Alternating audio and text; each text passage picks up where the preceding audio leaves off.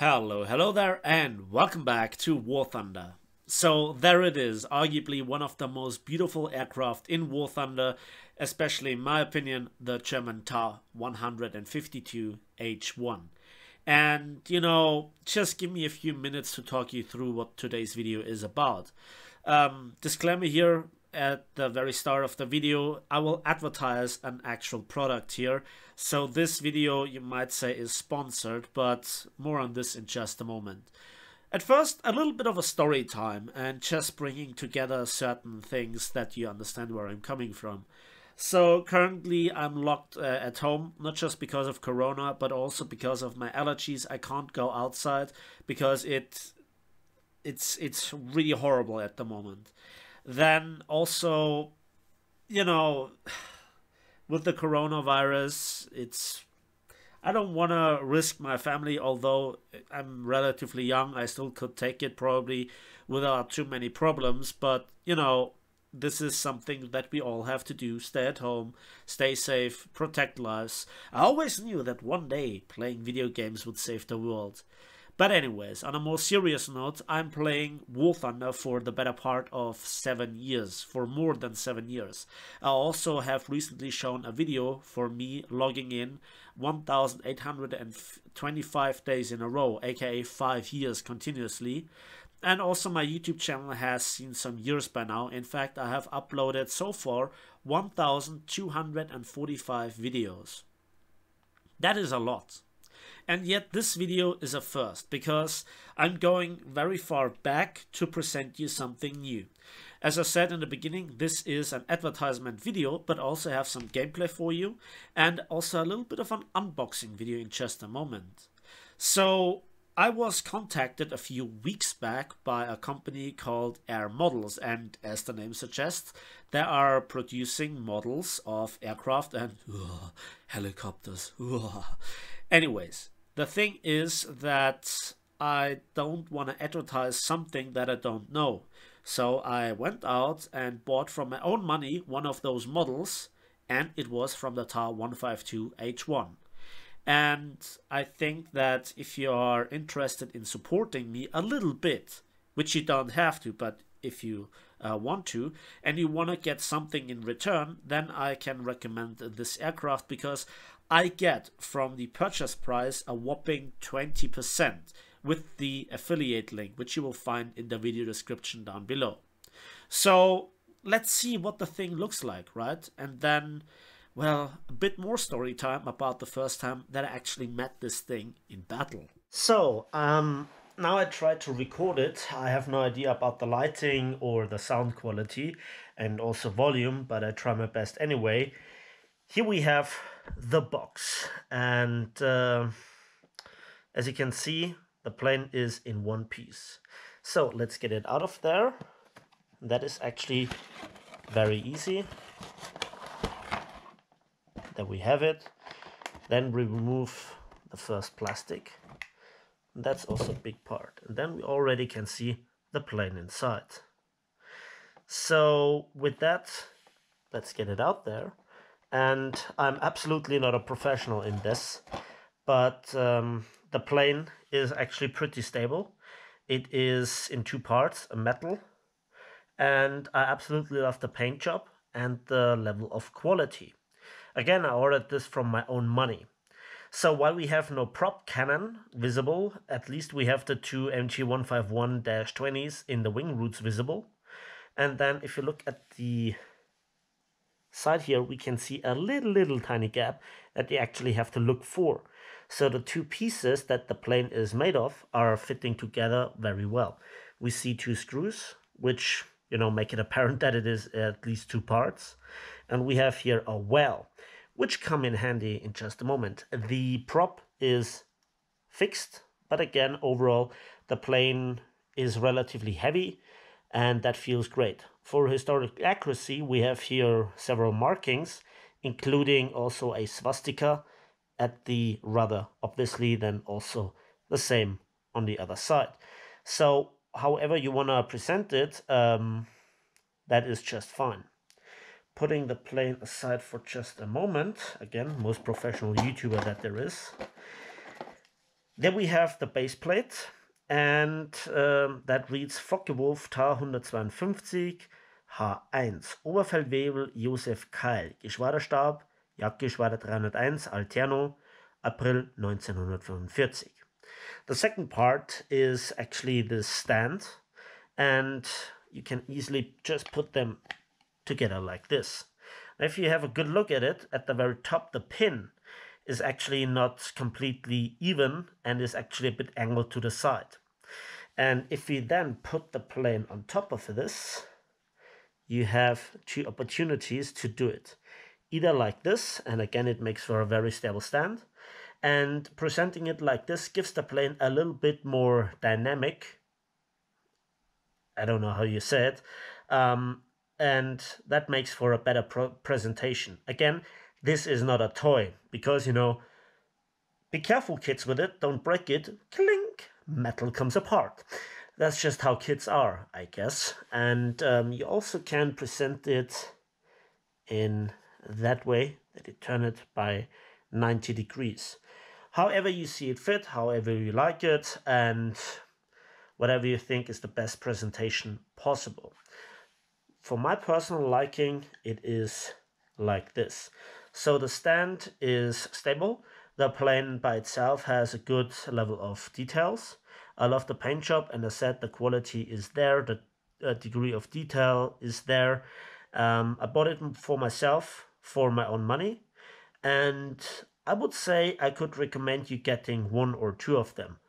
Again, the affiliate link is in the video description down below, and I will get 20% off that. So if you want to support me, but you actually want to get something for your money, then I think this is a good way to get those two things together.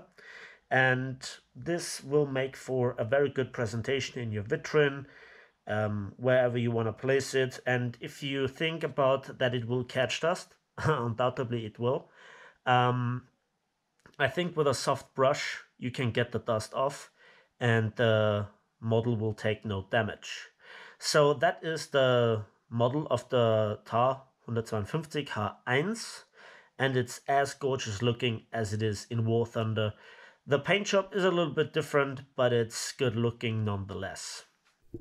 So now let's have a look at the site itself, airmodels.net, and there we are at the home. And you can see most popular, we have the Supermarine Spitfire, we have the McDonnell's F4 Phantom II, the Concorde, you know, we have everything from biplanes to jets to props, and for various different prices. You have some civil aircraft building companies, Airbus and Boeing and Concorde, and then also military. And if you click on military, well, it kind of shows you an overwhelming offer for you. Bombers, jets, heavy fighters, biplanes, whatever your heart's desire is, this site can fulfill it. Then we have also various different manufacturers, Messerschmitt and also Junkers for the Germans, and a bit more up here we have then Focke-Wulf. And if you click on this, you come to the Focke-Wulf Tar 152 H-1 for 33 euros. And as I said, I get 20% off that if you follow the affiliate link, which would support me with 6.60 euros, which I would highly appreciate. And if not, well, then you just can Google the site yourself and buy it anyways. No hard feelings. This is the offer, and as you can see with the pictures, it's exactly the same stuff that you saw in my unboxing video as it is presented here. And you always have to look for this, what kind of model it is. Here is a 1:72 die-cast scale model, and if you, for example, click on the bomber, then obviously a bomber is significantly bigger compared to a fighter, so therefore the model is 1:144 for understandably reasons. And that is all that there is. So if you're interested, feel free to follow the affiliate link and buy one or two. They look really great, they feel really good, the quality is there. And again, always look into the description. One thing that I clearly remember about this plane is the first time that I saw it in actual battle, and it got me really interested into this plane because it was a player on the enemy team and it was in arcade. It was on the maps, I guess it was Rise Terraces, and well, I shot him down anyway. Nonetheless, I was really curious, what is this plane? And I knew that it is in the German tech tree, but I was fascinated by its weird looks, you know, the very long wings and the very long, very sleek fuselage. It looked very, very good. And so I tried to grind it, and when I finally got it, I wanted to play it, and I expected great things because, you know, I then also googled it and found out that it was an improved version and a high altitude interceptor of the Focke-Wulf series, or the Focke-Wulf 190 series. But it wasn't really what I expected it. It was at first sluggish, heavy, unmaneuverable, and the firepower wasn't really something that was that great. Now, since then, years have passed, the plane has seen some changes, and now it is played by me in realistic battle. And as you can see, it can hold itself. But it also benefits very, very nicely from being in the German tech tree. Why? Because you have the interceptor spawn, so you spawn at altitude, and then you can climb to altitudes to farm the bombers. You have the right armament for it, a single 30mm Mk108 and two 20mm MG151-20s. And so you are suited for any sort of engagement, firepower-wise, especially with the current performance of the German armament. But then it comes to actually after the farming, you know, and I think that a lot of German aircraft benefit from, yeah, no, the enemy teams not playing that nicely and that strong as they could. That is not to say that the plane is bad. As I said, it has the right armament and it has an air spawn. However, you really, really have to practice hard with this thing. You must not get into a single engagement in a 1 versus 1, versus especially things like a Corsair or in particular the Spitfires, because if they have the same energy than you, they're just very likely to have the upper hand over you. And the only chance to hold them off or to return them or reverse them is if you just use the flaps, and not just the combat flaps, but the actual landing flaps. And that then gives you a lot more maneuverability, although you have to really, really be careful that you don't rip them, because after this your mobility is, or your maneuverability isn't all that good. Diving out of the clouds to hit the bomber with 800 kilometers per hour, no problem. The plane is actually very fast. The flaps rip relatively late, and I would be really careful with the landing flaps or the takeoff flaps, whatever you prefer, because they rip much earlier. Nice midfield AA here, War Thunder, much preferred to, you know, just cinematic AA. Lol, no. And then we can see also another factor, enemy fighters misplaying heavily, stalling out in front of your guns. What can you do except execute them? And this is then where this plane kind of feels great at first, if you only look at the results. However, you really have to pay a hefty price if you are falling to the enemy's firepower, because this plane has a hefty 41,000 silver line repair cost. That is oof. That is big oof in War Thunder. So a lot of inexperienced players are shying away from this aircraft, so it gets only flown by the better player base, I'd say, or the ones that really want to specialize on it. And that then is a self-fulfilling prophecy for a higher KD, and then obviously for getting killed less. So before we go into the final ace gameplay, I wanted to show you this scene. So I know that I have activated the blind hunt order. This is one of two remaining enemies he just took off from the airfield, and I want to boom and zoom him. Maybe he's aware of me, maybe not. So here I turn over and then I cut the throttle and actually kill off the engine so that he doesn't hear me approaching, which is critical because then he might just fly in a straight line. And this is then a very vulturous gameplay. P51D. Pilot snipe. Beautiful. So that was the third kill in this game. and again we have a lot of speed to zoom away. Let's have a quick look at the post-battle results, and then when it comes to the silver lines, this is actually very surprising because for 3 kills winning the game with a premium account, it's nearly 65,000 silver lines. This is due to the silver line modifier of 4.1. So this aircraft actually earns as many silver lines as the current German premium P-47. Just let that sink in for a moment. So now that's the actual ace gameplay I wanted to show you. We're already at bomber altitude, and first snacky kill on a B-17. We actually got hit here by some 50 cals, but with little to no damage. Second B-17 perfectly going in a straight line, like all the American bombers, so obviously I only crit him. That's his rudder gone and some more sparks. That was a stupid, and his wingtip is gone. And then, seconds later, I get a kill assist by this auto-squatted BF-109K4. But remember this guy, he will come in handy in just a moment. So I turn around because, believe it or not, there is a third B-17, so let's have a go at that one as well. I simply try to gather enough speed to then zoom up and hopefully get the easy kill on that one as well. Let's see what we can do. So first shots are out, overleading, and then over this tail I say, yeah. So the first enemy fighters have arrived, P-47, P-51, Spitfire, but they are still below me. So they kind of climbed into us and not at the optimal angle, and they're already losing altitude. So I try to help out here my Do 335. Also a German, in this case, heavy fighter or interceptor that also has the interceptor spawn. And I just can't lead those guns out at those speed. I have no idea by how much I missed them. Then I at first think to myself, I have to disengage. I turn around aggressively. I turn around into them as well. And then I try just to figure out how good the plane is. This was one of the earliest gameplays. Do you see this P-47M that is behind me, but I don't want to dive away from? Well, now I don't see the problem, mate.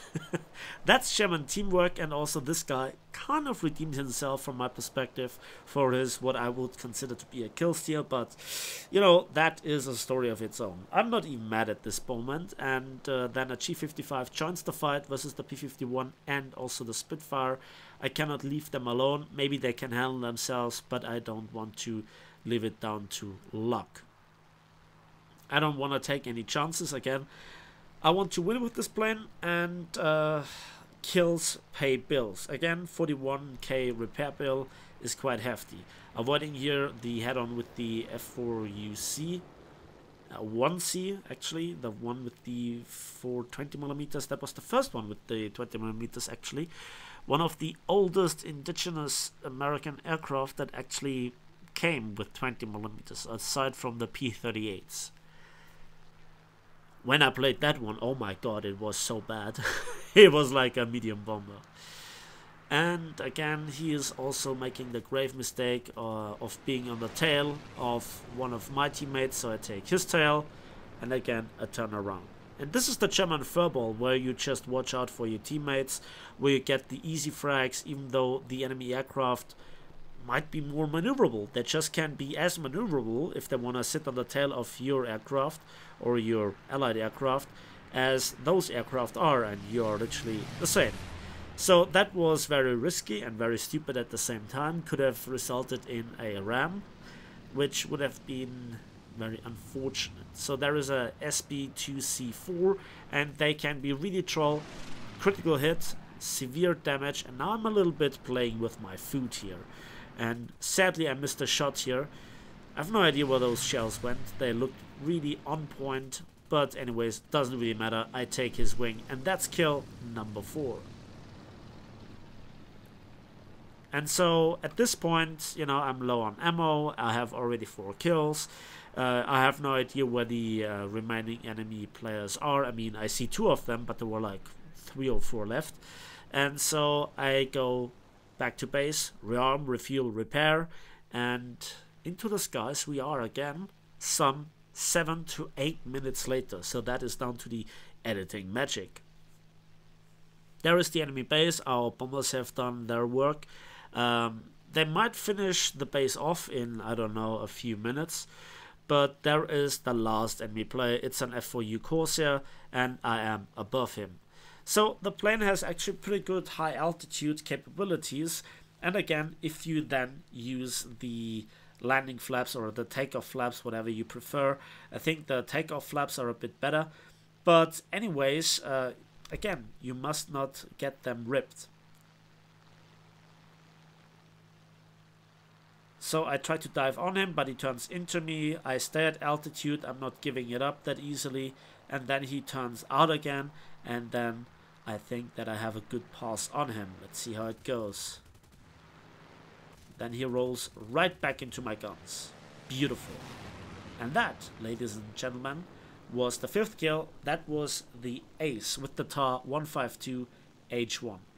A beautiful aircraft, but an expensive experience. And again, if you want to have such a plane at home as a 3D model, then again, link in the video description down below. And if you haven't watched the beginning of the video, you might do that as well. So let's have a quick look at the post-battle results, and let's see what you actually get for one of the highest civil line modifiers on a Tech 3 plane.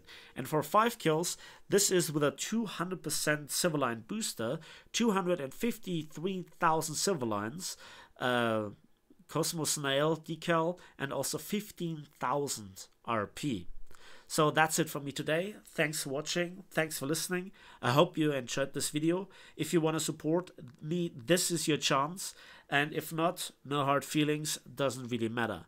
And as usual, thanks for watching. Thanks for listening. I hope you enjoyed this video. Give it a like if it did.